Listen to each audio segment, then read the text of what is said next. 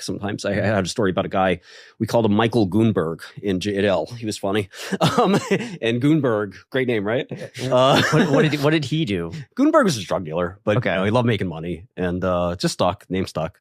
And Goonberg was out of prison, 96 hours, comes right back, same prison. There's like, just go back to your old cell. You know, like, 96 hours? How does he go back in 96 hours? What did he do? On a drug deal with his friends, but he's not the drug dealer. He's just riding.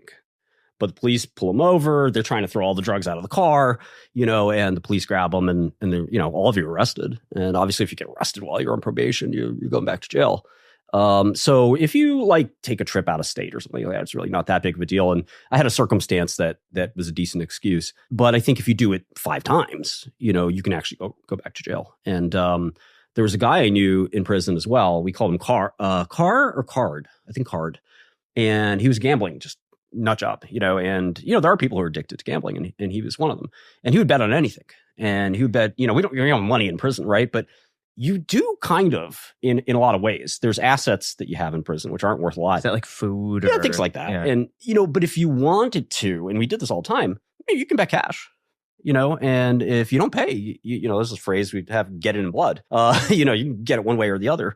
And, you know, you tell somebody, like, you owe me $500, get on that phone and get your family to send it to somebody. I had this friend who's an assistant of mine, and she was like the most like white bread, kind of like innocent young woman, scientist type girl. And I bought a phone in prison for $1,000.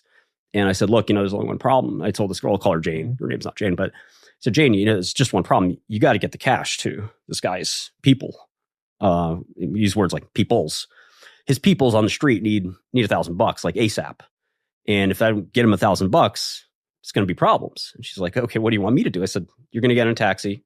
You're going to approach a car that's going to be waiting. It's going to have its headlights on. It's going to be in the Bronx. I'm just joking, you know, and like you take $1,000, put it in an envelope, and you hand it out. She's like, you know, tremendous, trembling with fear.